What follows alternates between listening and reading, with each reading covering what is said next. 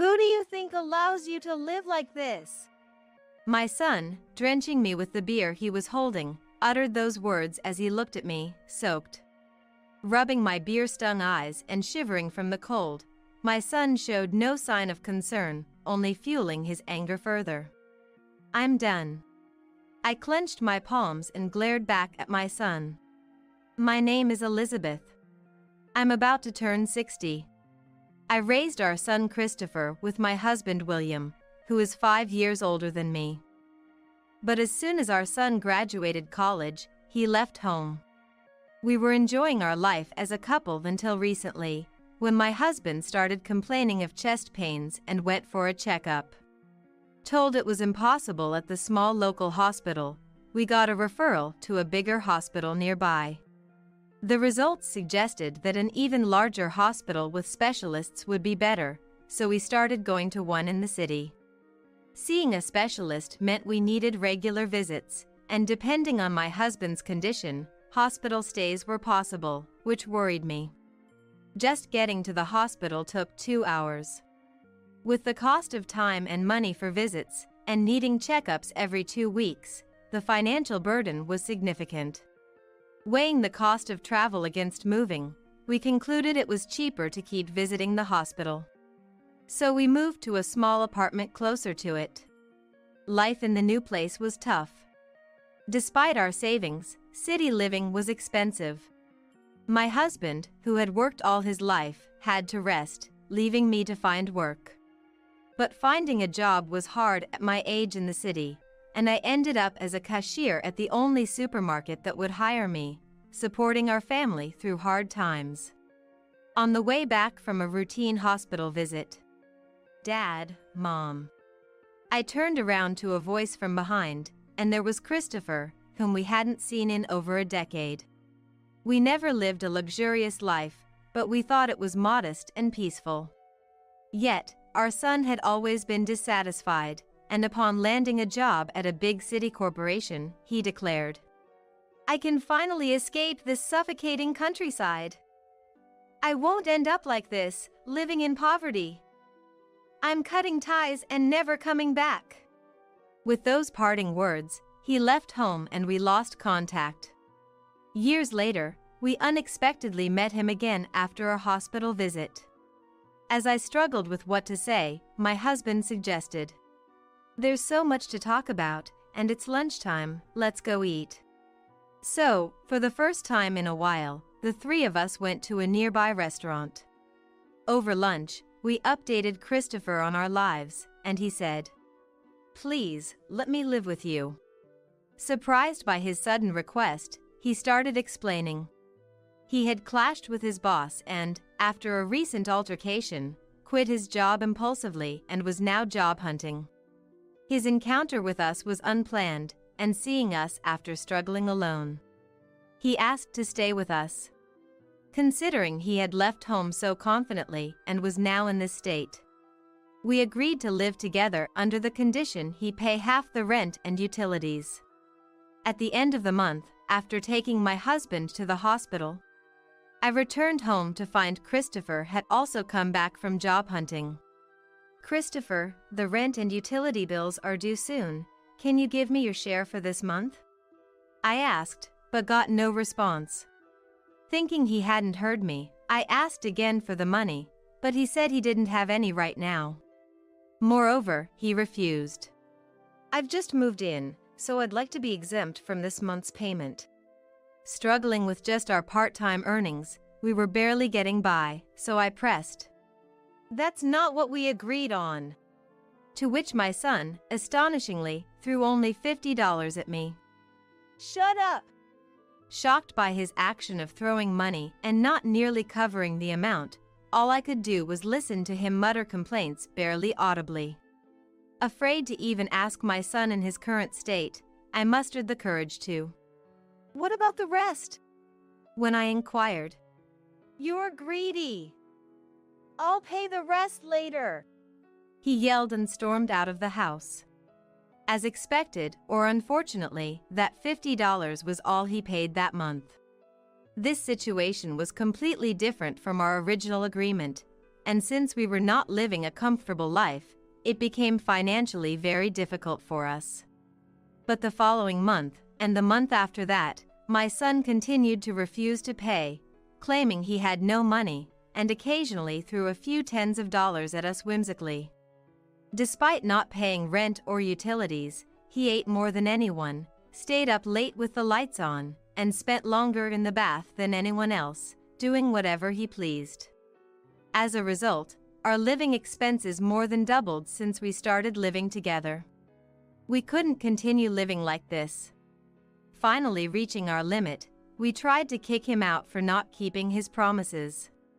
However, when we tried to evict him, he would kick and punch the furniture and became uncontrollable. My son was big, and neither my husband nor I could restrain him. To make matters worse, once he got upset and started rampaging, he would stay in a bad mood for a while and become easily agitated again. We tried locking the door and putting on the chain while he was out to evict him, but when he couldn't get in, he banged on the door and made a scene. He even called the police, claiming his family had locked him out, so I had no choice but to apologize to the arriving officers.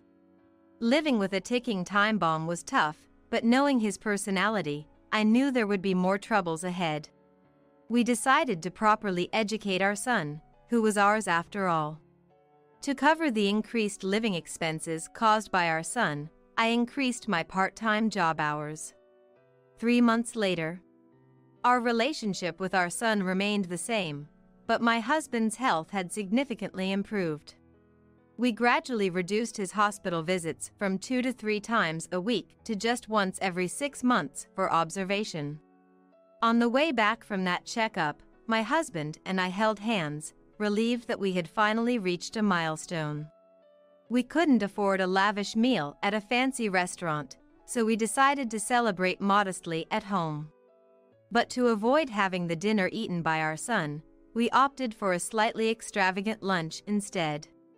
We stopped by the supermarket and added some expensive meat to our cart, saying, "Today is a special celebration."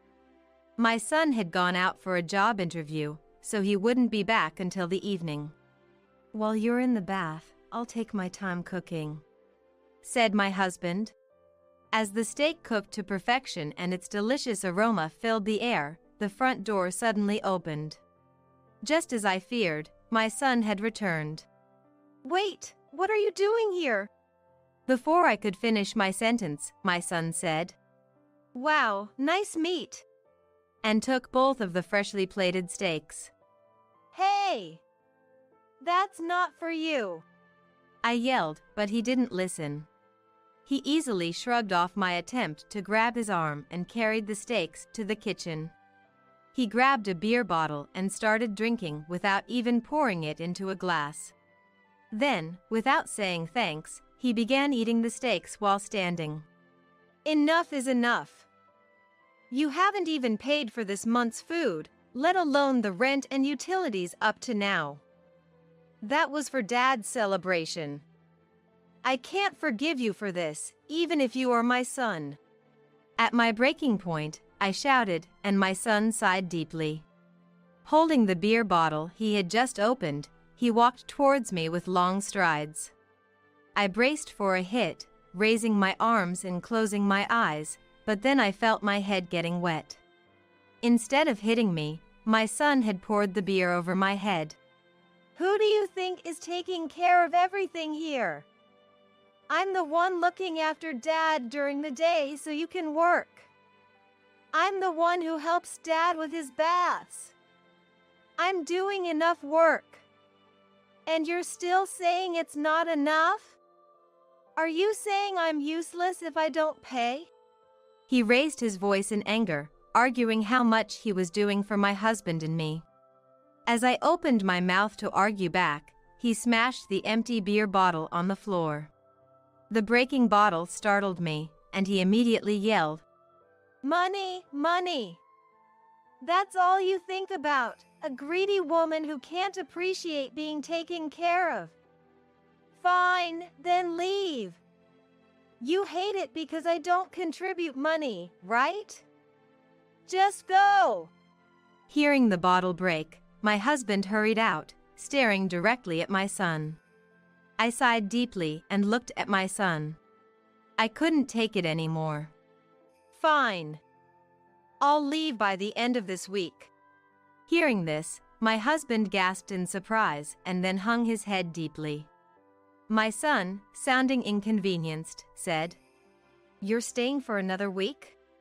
After a deliberate sigh, my son left the room without cleaning up, his footsteps echoing behind him. I began cleaning up the shattered beer bottle pieces, my wet clothes, and the floor. Along the way, my husband came to help.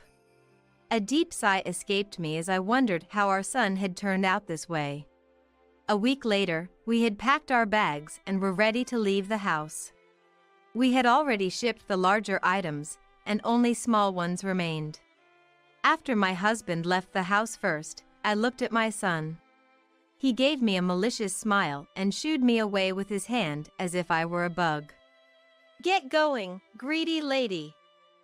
You're not a parent if you don't cherish the son who cared for you and treat me like a useless nobody just because I don't bring in money. I wanted to hear that. Have you ever actually taken care of father? Hearing my words, my son's face turned red with anger and he began to rage. Normally, I would avoid provoking him, but knowing today was our last, I couldn't help but vent some of my frustration. So, you're taking care of father, allowing me to work, right? But all you do is watch TV in the living room while I'm out. You even make father prepare your lunch. And bathing him? Don't tell me you consider putting father in the bathroom and playing games outside as helping him bathe? Indeed. My son claimed to be caregiving, but in reality, he did nothing. I couldn't understand how he could so confidently claim to be caregiving when he was so indifferent towards my husband. My son shouted in response to my words, but he never specified what he did. I'm looking after him. Or, thanks to whom? He won't specifically say which one. Right. The meals, cleaning, shopping, and garbage disposal were all done by my husband and me. The most my son did was empty the fridge. You're the one who said let me stay if I pay for utilities and rent. Yet, you didn't keep your promise. You claim to have taken care of things without doing anything.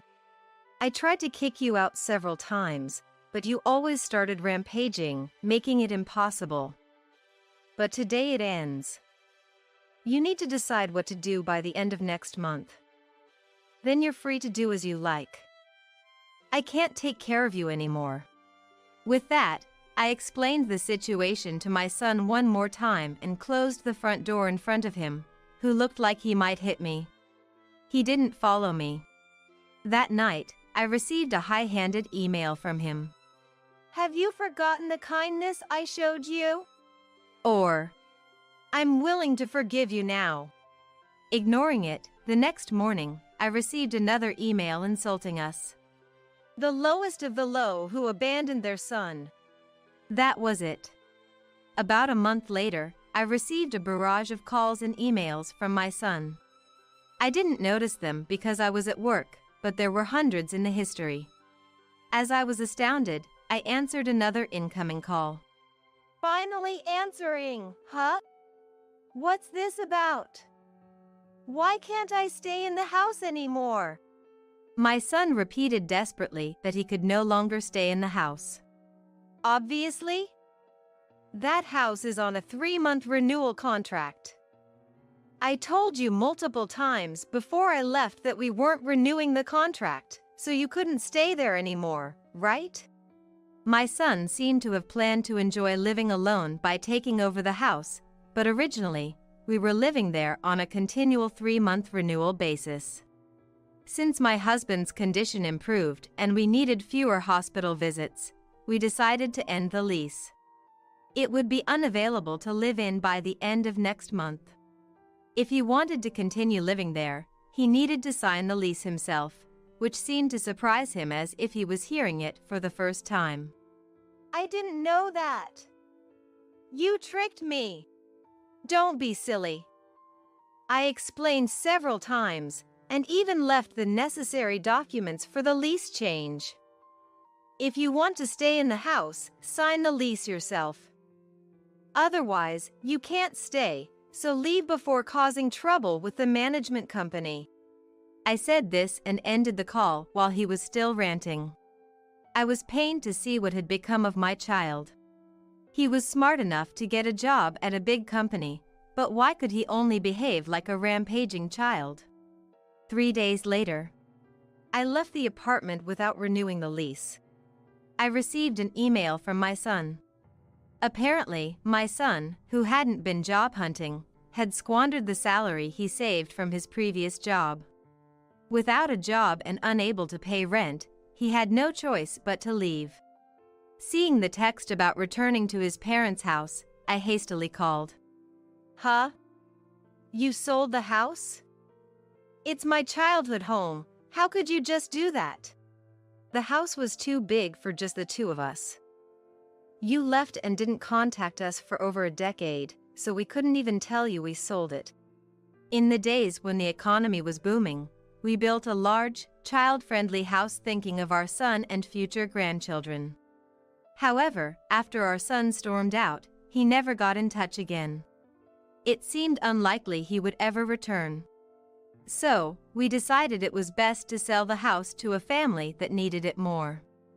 Then you should have told me when we were living together.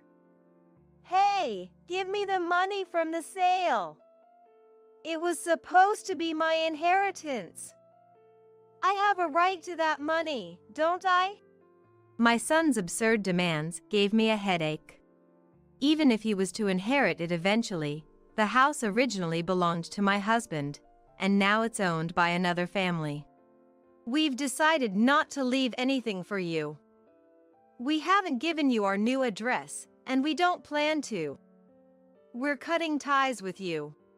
My son was dumbstruck and began to yell, but I hung up without paying any attention. Rubbing the pain between my eyebrows, I sighed deeply. Sometime later, my son was arrested. Despite all the explanations, he had stormed into the house of the family living in our old home shouting, "This is my house! Get out now!" Luckily, the residents were on guard because we had warned them about our son. They were well prepared and called the police the moment he tried to force his way in. My son insisted to the arriving officers that it was his house and, becoming infuriated when they tried to calm him down, he ended up hitting one of them. Breaking into someone's home, smashing windows, hitting a police officer.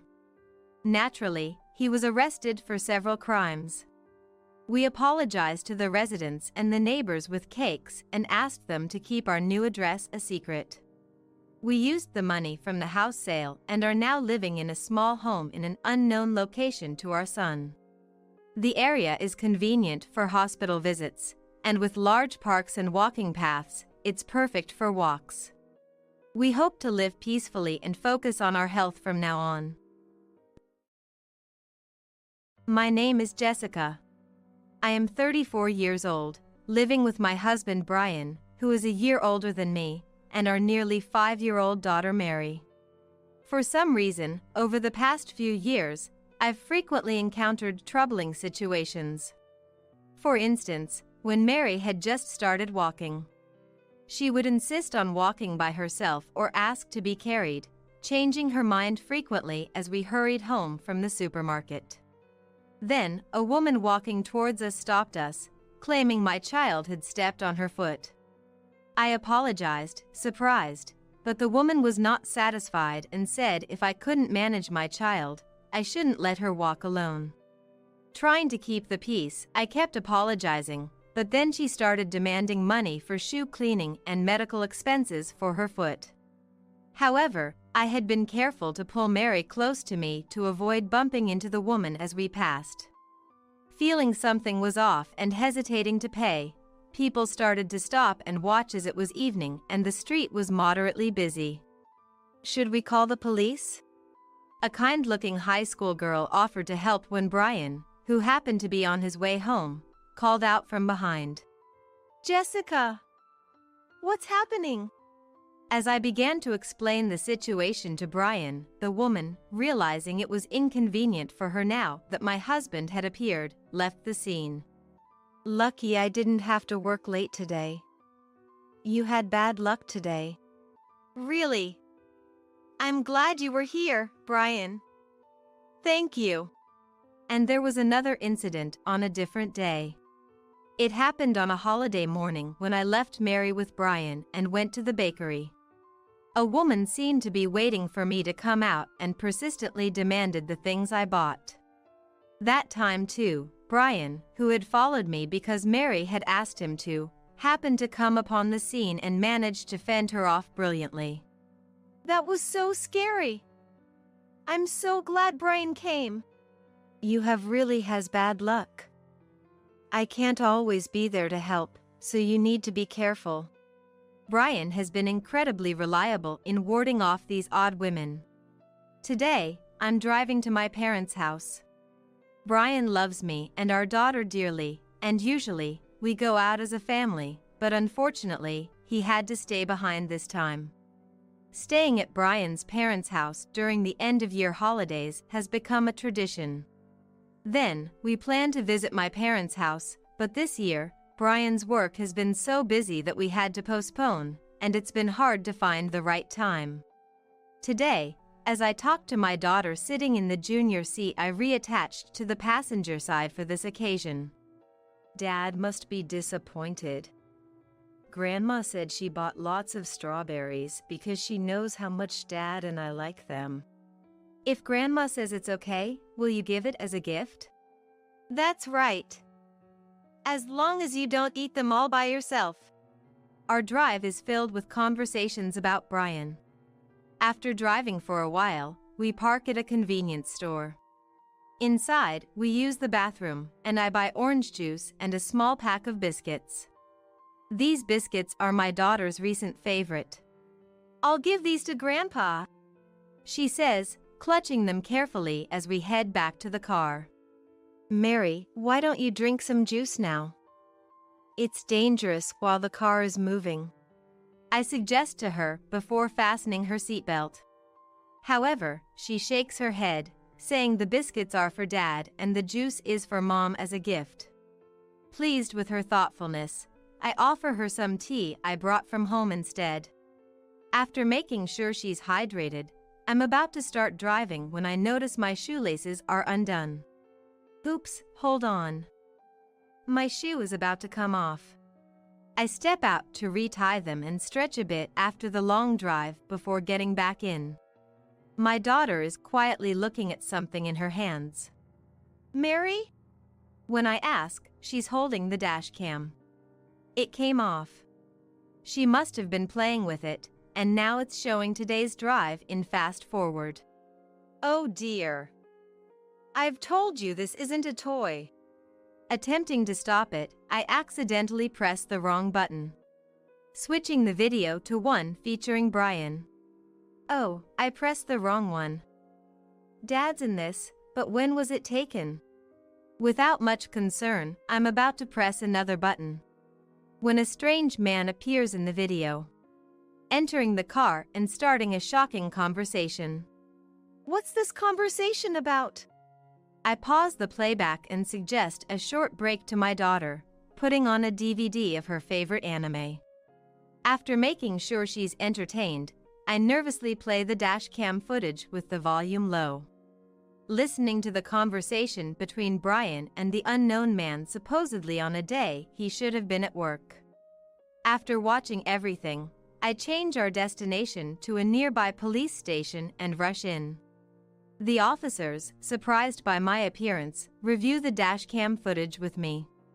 Although it's too early for immediate action, they take it seriously and suggest staying with my parents for a while. They advise me to consult them again if anything develops, and I head to my parents' house, unsettled. Originally planning a 2-night stay to match my daughter's preschool schedule, we end up extending our stay after explaining the situation to my parents. As Brian's messages accumulate, I follow my father's advice and don't respond. Once ready, I call Brian, asking him to come on his day off, and arranged to meet at a venue owned by a friend of my father's. Good evening. Brian, seeing the reserved sign at the venue, looks relieved when our eyes meet, but soon wonders why our daughter isn't with me. Please, have a seat. Prompted by my father, Brian sits in the unusual silence without water being served, scanning the room nervously. Without the luxury of paying attention to his surroundings, I muster my trembling voice to speak to Brian. I want a divorce. Brian, taken aback by the sudden mention of divorce, appears completely clueless and refuses. A divorce? What happened all of a sudden? Did I do something? I'm totally lost here. Despite feeling terrified just being in front of Brian, I couldn't look him in the eye, but I had asked my father to observe quietly because I wanted to explain things myself. Feeling my father's watchful eyes, I pull out my mobile phone from my pocket. Can you look at this? The footage from the dash cam in the car was being displayed. Brian started watching the footage with a puzzled look and fell silent once he realized what the video was about. In the quiet store, a conversation between Brian and an unknown man flowed from a mobile phone. Really, no need to hit him. Just a little threat, and I think he'll easily get scared. What if you actually hit him? Don't worry. You can handle it. I'll meet up with you later and we can grab something to eat. Just approach him in the restaurant parking lot. If Jessica pulls out her phone, or you grab him by the collar, I'll run over like I just did and step in. Brian in the recording occasionally smiled but continued to speak seriously.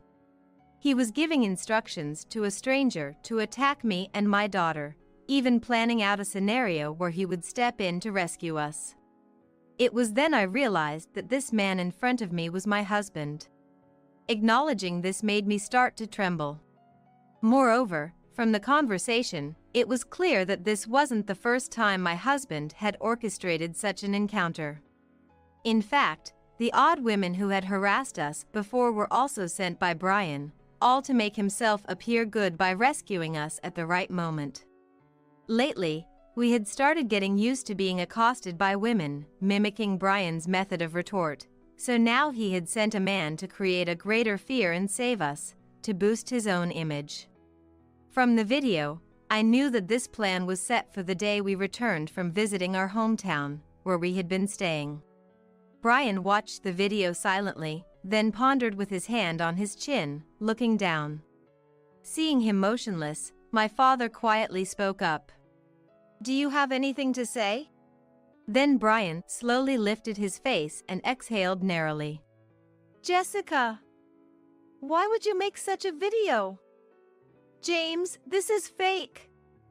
It sounds a lot like me, but I don't know this man, and the content isn't true. You've been harassed by strange women before, right?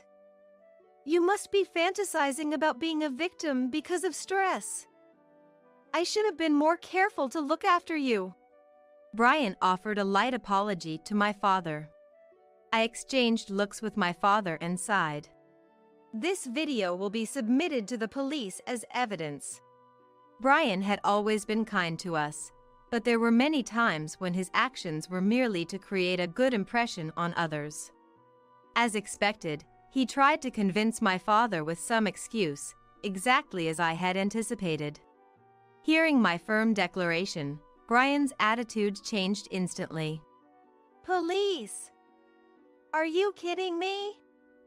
Are you trying to ruin my life? A chair fell over with a loud noise.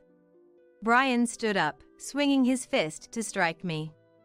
The moment I braced myself, my father and his friend, who had been hiding and waiting, grabbed Brian, stopping his movement. Then, men hidden in the store appeared one after another, their sheer presence quickly calming Brian down. Choosing this store as the place for the discussion was my father's idea, as he and the owner, a former police officer who opened the shop, offered their help. The owner, known for his strength, and his well-built acquaintances were ready to intervene before Brian could act, ensuring our safety and possibly serving as witnesses for the divorce.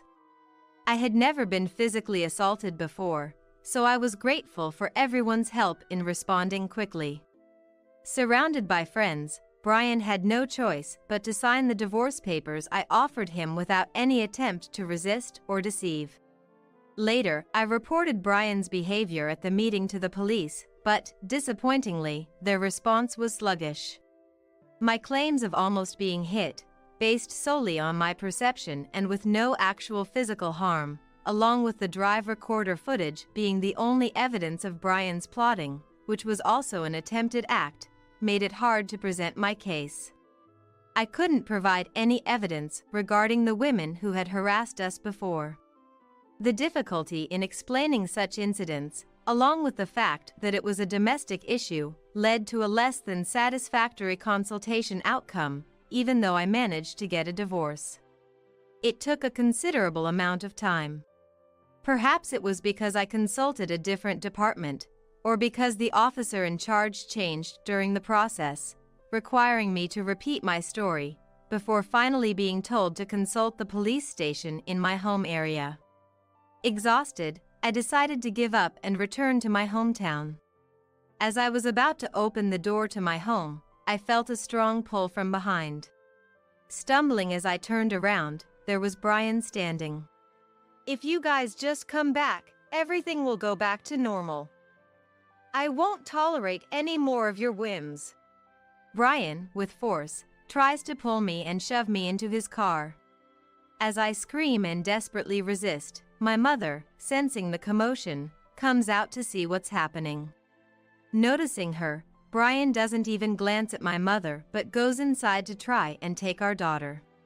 While my daughter and I are being forcibly pushed into the car, resisting along with my mother, someone from the neighborhood must have called the police because an officer arrived. But Brian, undeterred and possibly with his temper already flared, punches the approaching officer, trying to calm the situation. As a result, he is arrested for assault and obstructing an officer's duty, and we had to visit the police station again that day to explain our situation. Although we were released immediately, Brian would likely be in police custody for about 10 days, during which I hurried to move as I had been planning, arranging everything so Brian would not know our new address. And it seems my parents are known too. They decided to move out of our family home and into a rental property owned by my grandfather. Thus, amidst the chaos, the sequence of events that came to light unexpectedly settled down with Brian's arrest. Initially, Brian claimed during the investigation that he wanted to protect me and our daughter, to be our hero, but the women who had harassed me, when questioned, denied any such intentions. It was all a part of his self-production. Being the youngest of 6 siblings, Brian apparently rarely got his way growing up. Therefore, having a family and a home, he wanted to reign supreme, desiring to have his wife and daughter completely under his control. In the end, the hero talk was all pretense, with no real intention other than to create an image of himself as a protector and reliable figure. His true aim was control, insisting we obey because he protected us. Even the kindness he showed me and our daughter was solely to elevate his own image in the eyes of others. There was no real love for us, just a terrifying use of us as props in his performance. Now, I truly feel relieved that we are away from him. Eventually, only the charges for obstructing an officer's duty were acknowledged against Brian. Though dissatisfied that only the assault on an officer was recognized, since Brian was arrested, there was nothing more to be said. Then a friend of my father mentioned that had my husband's intentions went beyond abduction to harming us, and that prior consultations might not have been taken seriously. What if he had taken the child due to our arrival being delayed? Passing the buck between ask there, not here until another incident occurs. Would potential preventable incidents be ignored until actual harm occurs? Thanks to the warning given to the active duty officers, I feel a bit more at ease now. Currently, we're enjoying life in a new place, mother and daughter together, free from strange women meddling in our lives. My daughter thinks her busy father is living alone in our old home, but I plan to tell her about the divorce when she's older, keeping the details to a minimum. Days without Brian knowing anything about us are peaceful. The days ahead with my daughter are sure to be wonderful.